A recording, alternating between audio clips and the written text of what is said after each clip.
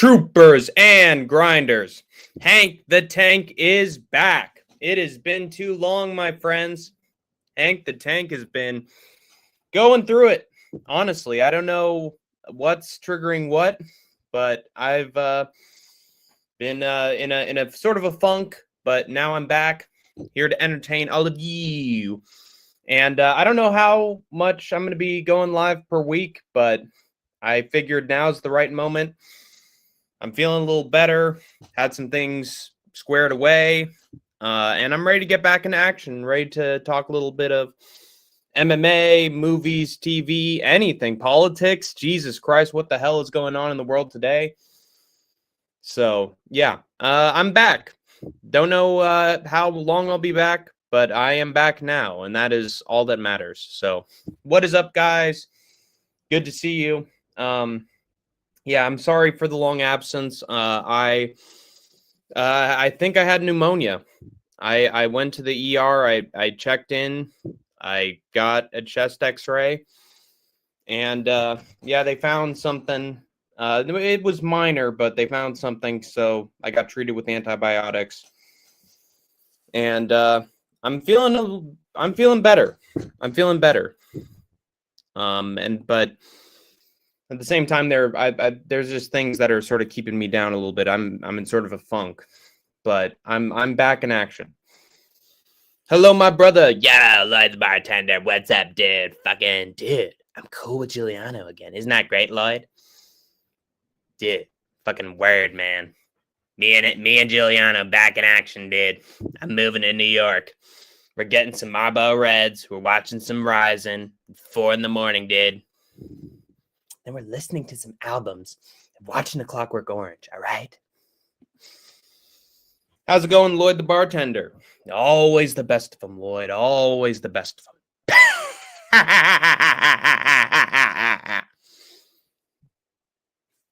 For the best bartender from Lisbon, Spain to Portland, Maine. Never knew you both fell out, bro. Yeah, unfortunately we did for a brief period. I don't know what happened. I think I was just in Clown Show's live chats on Kick a little bit too often, and you know, he felt like I had abandoned him for a while. It wasn't because I didn't like him. It wasn't because I was tired of him or any of that. It was just because I was in the tournament, and if you attend his streams, then you're out. So I had to stay away from it as long as the Mecca was going on. The Mecca's over, and so now I'm back in his streams. It's simple as that. Did Clown really disappear? Seems like it. Apparently he had some sort of Christmas stream, and not a lot of people showed up for it, and he was pissed off, so he killed his Kick channel, which is a damn shame, because I enjoy his content. He's fun to watch. He has great reactions to things. I think he sort of has my problem where it's just hard to really get the ball rolling and get back in action and, really have a high output. And also, a couple months ago, he was dealing with some troubles, and we still don't know what those are, but maybe those are still going on. But, yeah. And, some troubles might still be going on with me, but regardless, I am here. You're the only MMA YouTuber I watch, honestly, bro. You know what? Glad you are okay, bro. Yeah. I don't know if I'm out of the woods completely yet, but I'm over like the most serious stage, I think. Just dealing with shit, man. I don't know what to say. It's one of those things where you really don't know what it even is. But regardless, I had the opportunity. I took it. Just dealing with stuff, busy stuff. It's always, Murphy's Law. Things are going well for a short period. Something new comes up that fucks everything up. So, yeah. That's life. It's a giant fucking roller coaster, And I'm going up and down the roller coaster. But regardless, I'm here to hang out. I will discuss something that happened on one of Clown's streams that actually went well for me. Because last time I did a stream about losing the Mecca to Eucelius, and congratulations to him. That was a great victory, a really exciting twist with the teams, and he pulled it off. So I'm happy for him. But at the same time, there was a post Mecca stream where there was some BS going on with Ear taking over as host of the Mecca for a while, and the standings being sort of all over the place, and whether or not his victory was legitimate, and I had to come in and mediate some stuff. And then it ended with, well, not the stream ended, but my time on the stream ended with a challenge where I had to flip a coin 3 times in a row. And I believe if I got no flips, then Larry would make some money or some gift cards. If I flipped it correctly 1 time, then Clown would get a gift card. I think, oh God. No, Larry was going to get 2. If I got 2 flips right, I believe, then Larry was going to get a gift card. If I got 0 right, then Charles Smith was going to get something. But then I ended up flipping 3 out of 3, and Cam Hassel was in Clown Show's chat, and he said, if Hank gets 3 for 3, then I am donating to his channel $100. And not going to put his feet to the fire if he doesn't show up on this stream. Hey, I get it. I've been gone a while. You didn't see the notification. Or you just were busy. But, yeah, I think I got $100 at maybe some point. So that was awesome. Dealing with stuff too, Hank, all we can do is battle it. Yeah. The problem is I think a lot of the problems that I'm dealing with are not circumstantial, but something else. Well, no, I am dealing with something that's circumstantial, but it's probably aggravating something that I'm dealing with. But regardless, I'm in shape. And I'm keeping myself in shape. I'm still exercising. I don't give a damn. What else is there to discuss? Really, Hank, how's it going? Hey, 2 smelly fingers. It's going all right. Could be better, could be worse. It's just life, you know.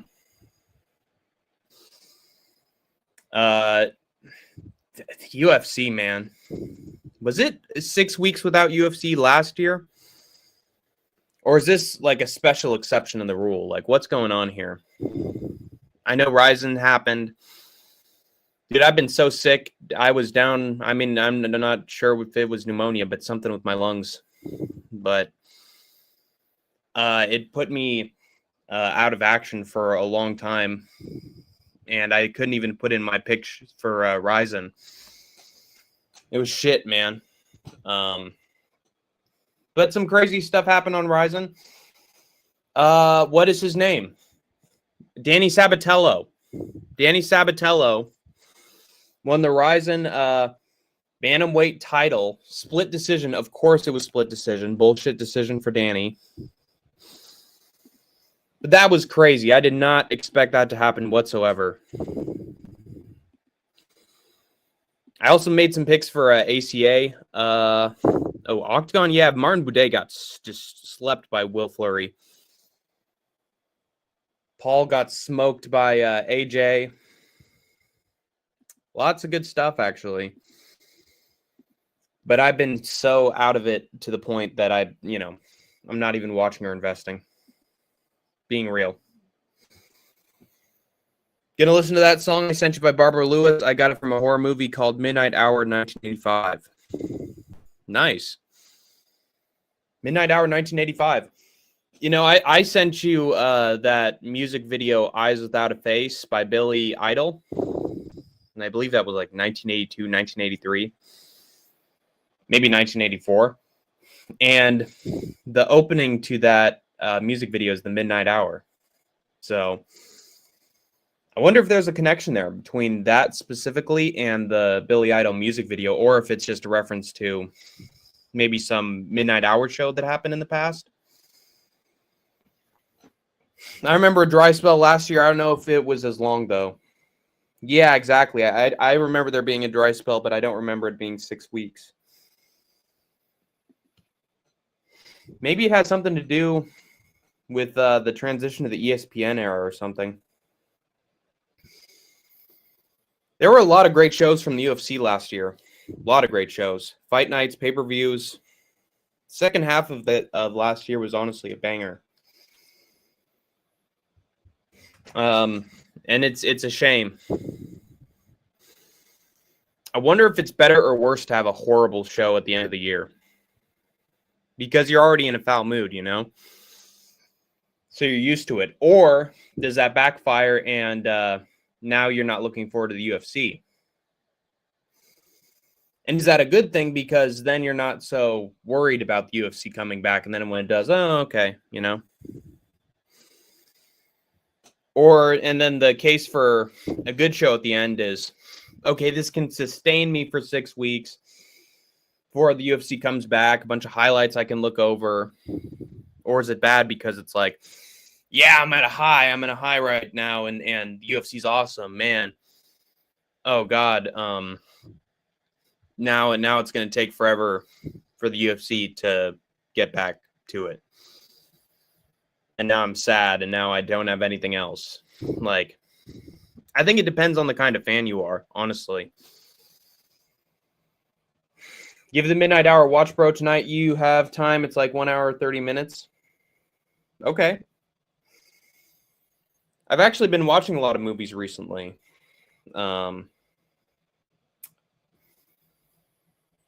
Lots of recent movies this year. Some documentaries, some animated films. I've been actually playing a lot of video games.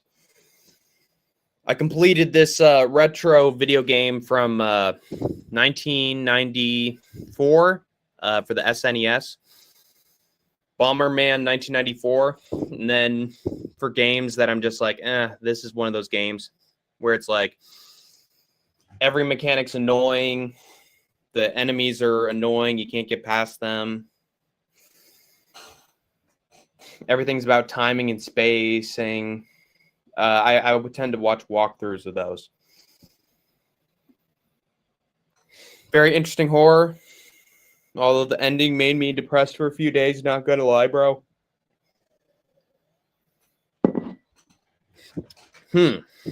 Interesting. The horror movie ending that makes you depressed. I mean, you got to see it coming, right? It's horror. Not a lot of the main characters make it out alive. Algorithm Slayer, thank you. Sunburned Sage. Appreciate it. Yeah, you got to go into horror movies ready to be depressed, honestly. Because it's not like they're sunshine and rainbows and positivity and, you know, everything's going to work out all right. But maybe there's just a sad element to it on top of the horror that's making it depressing. Obviously, I haven't watched it, so I can't say give my take on it. But speaking of depressing, how about the state of the UFC title these days? How about the state of UFC champions in the year of our Lord 2026? Because I'm telling you, man, the ones who are supposed to lead the UFC into continued commercial success and good box offices and, you know, a great start to the not the ESPN era, the Paramount Plus era. Ugh, still feels wrong saying it even now. Like the champions that were supposed to be what's the word for it? It's not banner.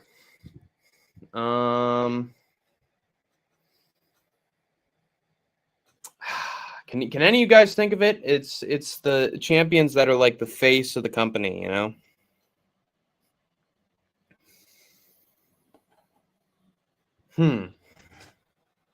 God damn it. The poster boys.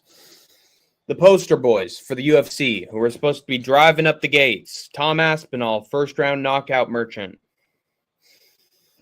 Nice bloke who can destroy you in 10 seconds. And then, you know, Ilya Taporia knocked out Charles Oliveira in a round. Big power puncher. 2 belts. Very egotistical, narcissistic. Big personality. These are the guys that are supposed to be, you know, making the UFC some money and getting fans actually interested in main events. Peter Yan, I get, is exciting. Joshua Van's exciting. Maybe they'll fill the gap. I doubt it. They don't have the name value. Volk's probably going to have 1 or 2 more fights, and then he's gone. Welterweight Islam, I guess, is still a name. Hamzat's a name. So I guess there are still some good champions. Pereira is going to be fighting for an interim title. That's really good. But man, those 2 guys, they're supposed to be the knockout artists, you know? They're supposed to be sort of saving us from the boring co-main events and the main cards. And now Ilya's probably vacating, which means whoever wins the interim title fight between Gaethje and Pimblett is probably going to be the UFC lightweight champion, which is honestly a really bad look for that belt after all the great champions that came before it. You're going to have Patty, who's fighting washed Gaethje, winning a belt, you know, from that fight. It's crazy. The ending is with a guy and girl called Phil and Sandy, but the girl Sandy was a ghost and died in 1959. And they actually loved each other like high school sweethearts. Well, you sort of spoiled me a little bit there, Lloyd. You spoiled me again, Lloyd. You're always the worst of them when it comes to spoilers. But, oh, yeah. That's sort of creepy. That's sort of like this modern movie, K-pop Demon Hunters, where, oh God, what's his name? The main demon, the head of the demon boy band is basically like 1,000 fucking years old. And he's in the body of like a 23-year-old guy. And he's having this, you know, connection with this other 20-something, 30-something-year-old woman. And it's really weird. I mean, that's tragic because it's unrequited love.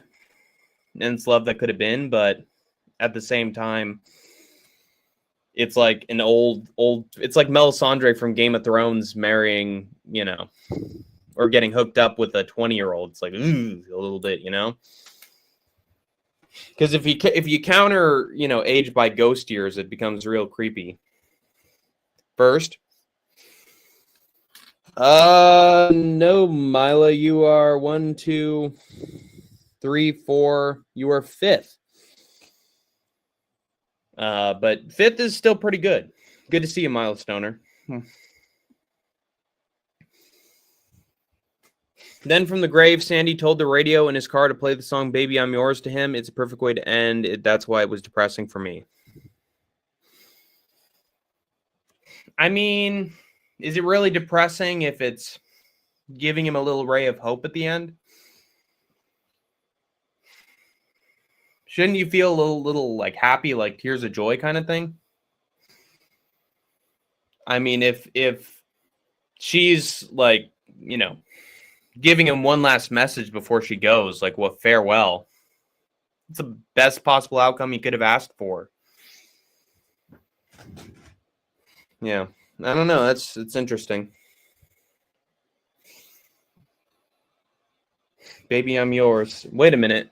That's an old song.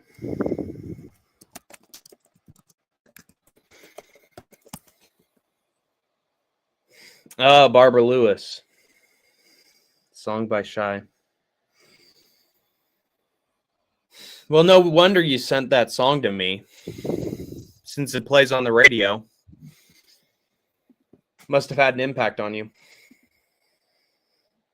I'm the first woman, so still first. Okay, in that case, good job, Amelia Earhart. Good to see you. Be careful on that trip over the Pacific. Was it the Pacific or was it the Atlantic?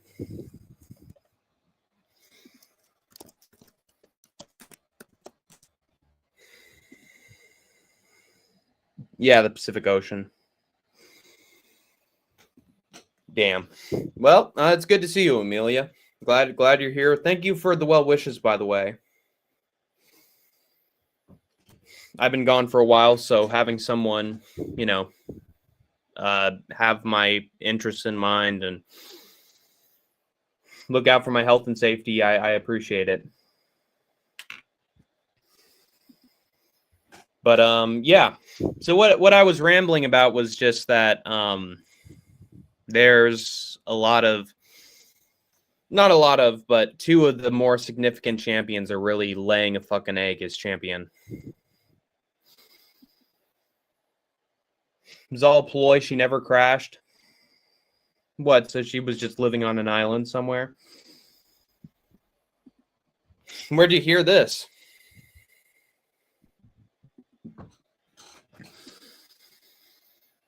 The song is beautiful, and yes, the final message she delivers through that song is the best thing. So don't be depressed by it, Lloyd. You're saying tomato when I'm saying tomato. Like, it's a tearjerker, but it's a happy tearjerker. You shouldn't be depressed by ghostly, what am I even saying? Shouldn't be depressed by a character being able to say goodbye. It's like being depressed because Kenny took off his, hood and said goodbye to his friends, Be happy about it. The movie could have easily just had her disappear and that's it.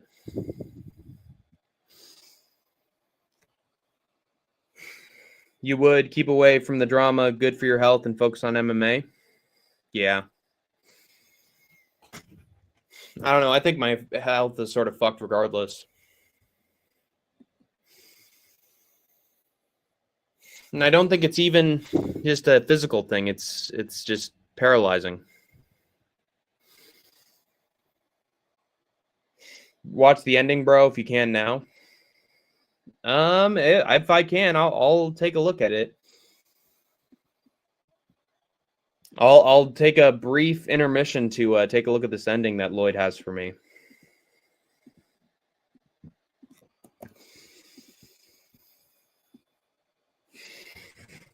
Just call me Angel in the morning, Angel. Just take my hand before you leave me, baby.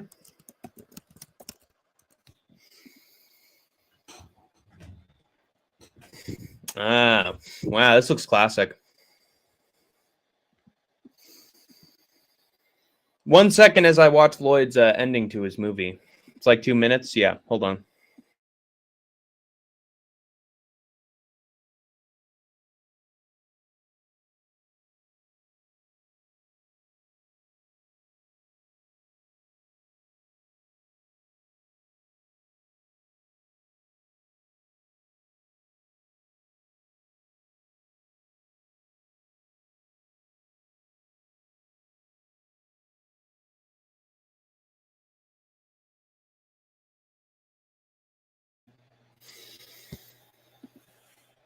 Having lunch, peace out, and we'll be back again. I don't understand these acronyms. Okay, I think it means we'll be back again. But there's writing on this grave. But it's Matthews, and it says SM plus PG, which I'm assuming is the both of them. He put his coat on the tombstone and then took it off. And then it showed them together. Maybe that was the ghost, perhaps.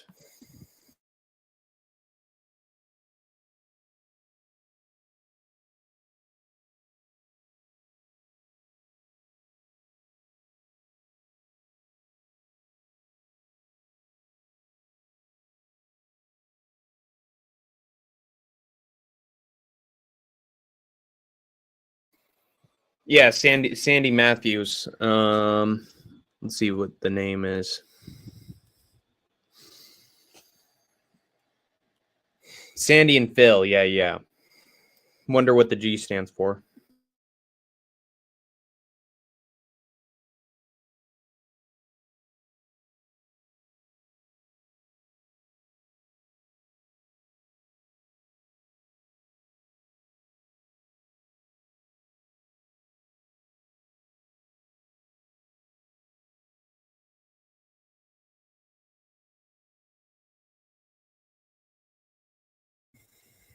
Man, this feels like it's a movie made from the 50s. Because the radio announcer is, and we got a brand new tune. This goes out to Phil from Sandy. It's Baby I'm Yours. Yeah. You hear that, Phil? Sandy loves you. And then it's playing Baby I'm Yours, and he has sort of a mixed expression. Hey, Cam. With the 17 New Zealand dollars. Hey, I appreciate it, man. Good to see you. I guess you spotted that I was live. And I'm sorry that I've been gone for so long. But just dealing with my health. Mentally and physically.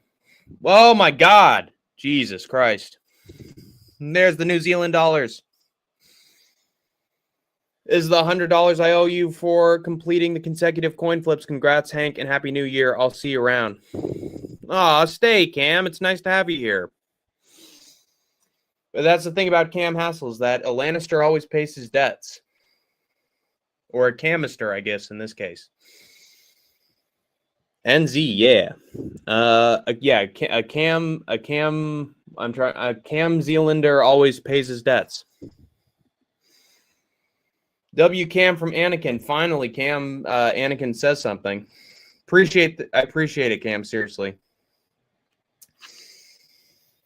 I know you're a man of your word.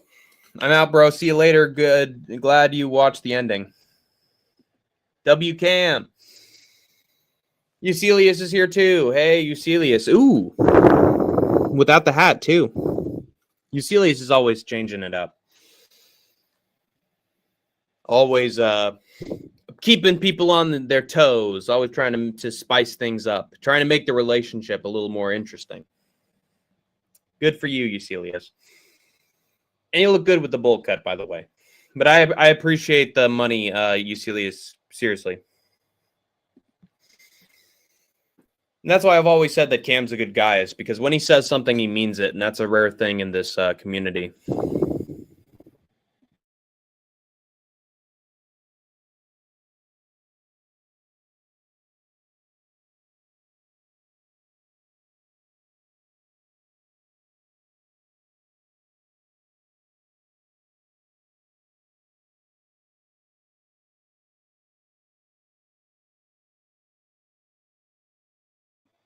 Sorry, I'm just watching the ending to The Midnight Hour that Lloyd was recommending me.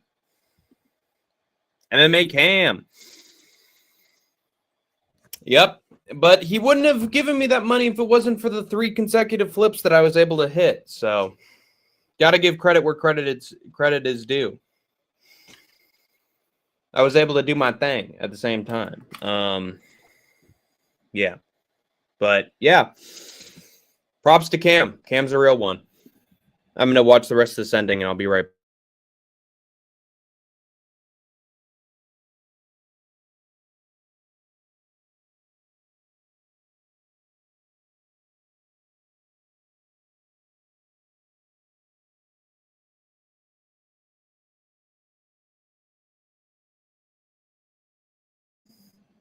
No problem. Was cool to watch your coin flipping journey. Was cool to watch you master your coin flipping journey. Yeah. And I don't honestly know what changed. I practiced. I definitely practiced. It's like Firasaw wanted me to fail the first time after I'd practiced so that I could nail it the second time when there was stuff on the line. And that's not to say that I did that on purpose. I did not. Not at all. But what happened was I got bad. I was bad at coin flipping. There were threats that I might have to coin flip again someday. So I did practice. And then I did a stream where I showed off my coin flipping skills like with Vinny, and I nailed it perfectly. And then there was the team draft between me and Eucelius, and I couldn't flip it, man. Actually, I flipped it properly once, and then I couldn't do it the other couple times.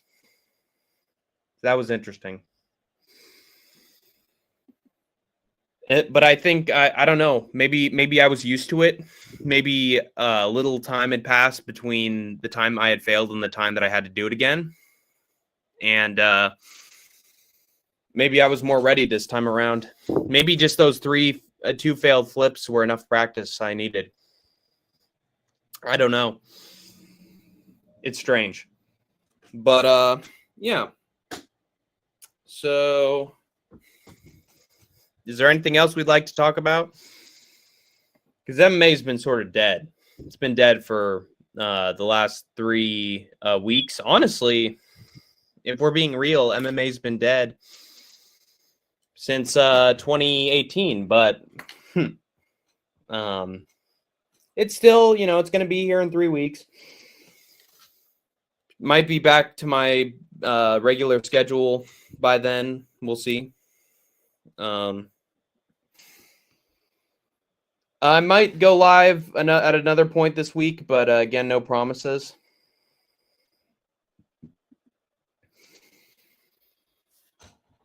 Did you give thoughts on Jake Paul's jaw getting shifted? I talked about it briefly. Yeah, Jake's just, he's good at staying out of trouble. That's the one thing he's good at. I don't know if he's really that good at offense. Unless it's against washed up middle-aged legends. And even then, 80% of those were UFC fighters. But yeah, he's just no good when it comes to actual pros. He leaves himself way too open. He doesn't pour on as much aggression. He was trying to take down Anthony Joshua like he was Khabib. And yeah, I'm glad the farce ended with him actually getting not knocked the fuck out, but Colby Covington had his jaw literally shut, mouth shut, jaw fucking pushed in like it was Robert Whittaker's teeth. And yeah, eventually Jake just sort of gassed out from trying to survive for 6 rounds. I called that, by the way. I called Anthony Joshua by round 6 knockout. No UFC, it's been hard. Yeah, it has been hard. But there's still combat sports out there. Ryzen just happened. Octagon had a massive super card. But this weekend's going to be bad, if I'm being honest with you. What's his face? It's ACA. ACA is the only MMA on this weekend. Holly Holm had some carny bullshit event that she lost. So Andrew Tate lost, which is good for humanity. Tony Ferguson won another boxing match, and I'm happy about that. So there's been some good stuff in the meantime.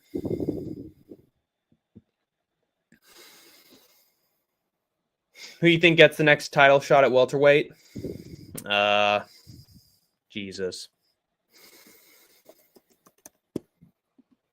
I know there's all this talk about Michael Morales wearing very garish clothing and,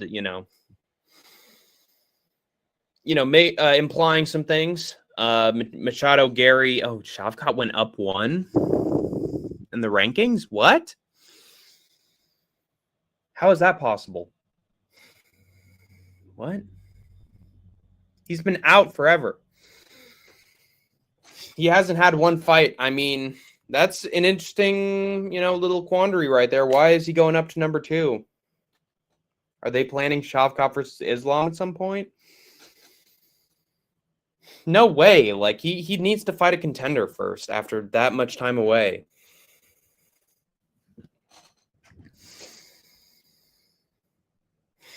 I mean, Machado Gary had a great performance. I would give it to Michael Morales just because of the great knockout.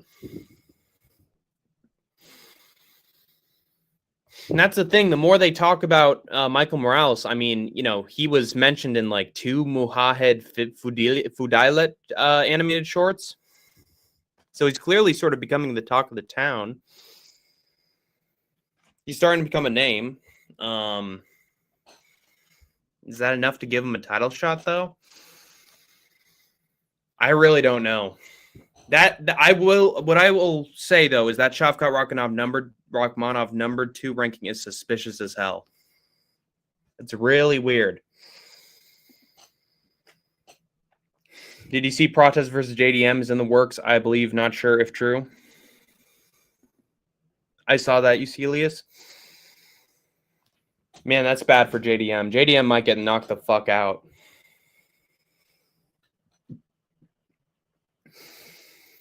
Unless he pulls a Gary and just is very technical and schools him for 3 rounds. I don't see how JDM is going to survive the power of Prates for 15 whole minutes. I don't know. I doubt that goes well for him. But you never know. We're at a stage right now with the UFC where a bunch of great contenders are fighting each other, which is good, especially at welterweight. But the problem is you're going to have some great contenders getting knocked the fuck out, like Edwards was. Yeah, I don't know if Edwards is going to win a fight again. It's getting really bad for him. I think JDM will win until he loses, if that makes sense. Yeah. He'll be picking apart Prates until his chin gets fucking cracked. Yeah, Prates will eventually catch him, yeah. Very unfortunate for JDM. He'll go from the great underdog champ to smoked by the GOAT to smoked by a contender, which is really, really awful. That's a terrible trajectory for any UFC fighter. It's like Leon Edwards, if I were in the welterweight division, I just, after losing the belt, I'd fucking move up. I would not stay in that division. It's going to kill you. Move up to welterweight, win a few fights. Move up to middleweight, win a few fights, and then dip. Because if you stay around at welterweight, there's going to be a bunch of killers that are just going to come after you. Doesn't matter if you're fat. You'll win a couple fights at middleweight and then, make a few easy paychecks and then leave.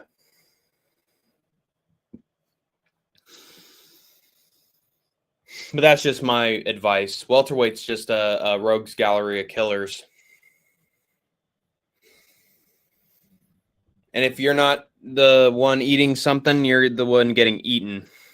Yeah, you eat or you get eaten. And you're feasting on their hearts. As a certain character in a certain show would put it. It's a nasty business. It's a cruel and unusual business. Isn't it crazy that Tony couldn't get a win in the UFC and now he has to get his former glory through boxing? But we're all happy for him. It's like his calling, Crazy El Kukui time in boxing. But, yeah. Anyway, I'm probably going to wrap it up pretty soon because I got nothing else to talk about because UFC is not giving me a lot of reasons to talk about it, if we're being honest.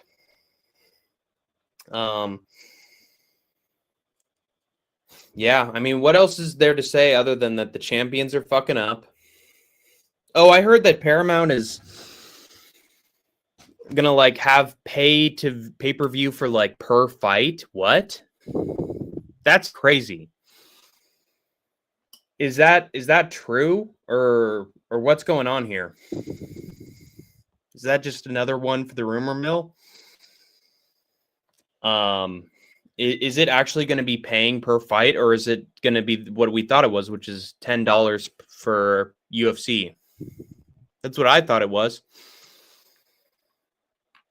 Because if it's like, you know, $100 per fight, then UFC might be done with Paramount fucking this year, because nobody worth a damn would pay that much just for individual fights. Were they nuts? Nobody worth their salt is what I was trying to say. JDM downfall starts now. Yeah. You do not want to be a champion in the welterweight division. You really don't. Because once you don't have that belt, it's all downhill. And it's unfortunate. But what was I saying? Oh yeah. Did anybody hear about that? Paramount Plus charging people for individual fights? What the fuck? I hope that that's a rumor. And an unconfirmed rumor at that. Because if it's not, then I suppose it's just back to business with streaming fights, but how is the UFC's business model going to work with that? Is it just going to be no charge for the rest of the card and then charge for the main event?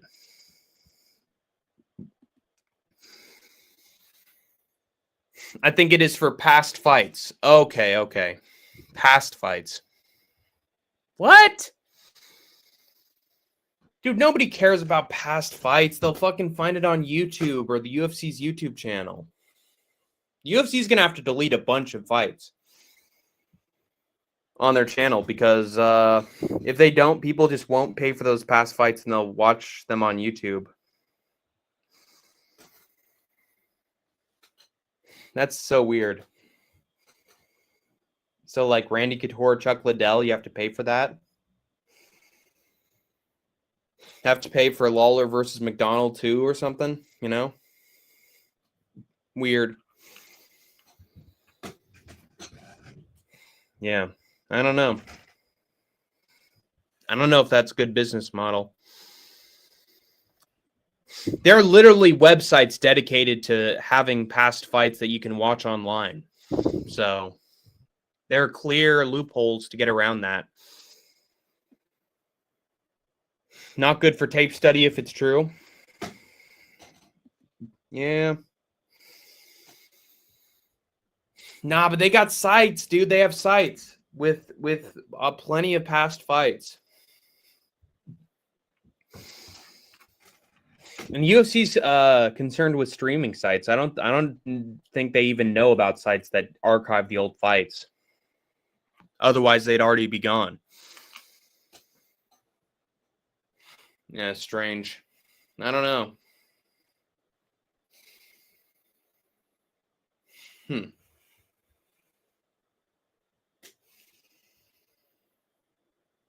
I'm just thinking about it a little bit.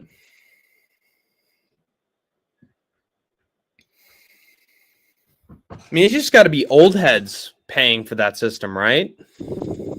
Like the youths, they'll find a way.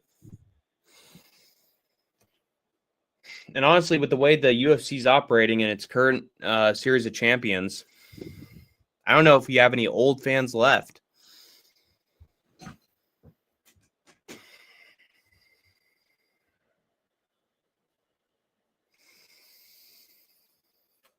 Either way, I don't really care because I'm watching fights my own way regardless.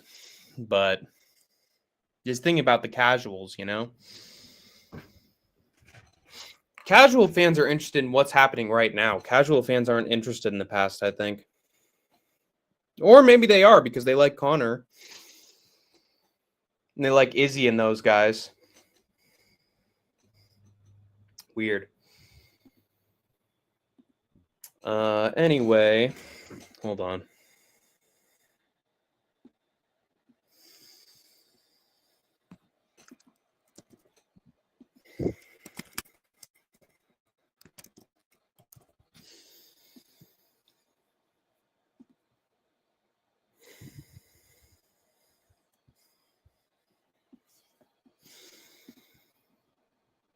Yeah, it's an interesting pay model, and I doubt a lot of people are going to pay for it, but maybe I'll be surprised.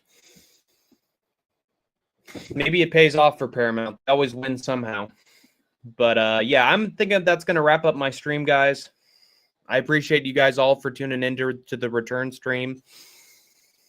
This was fun. I think since I was in good shape for this, I think I'll return for another stream this week. So don't go anywhere. Stay tuned. I hope that MMA and combat sports give me something to talk about. And until we meet again, troopers and grinders, you have escaped the war zone for now. Baby, I'm yours until the stars fall from the sky. I'm yours until the rivers all run dry. In other words,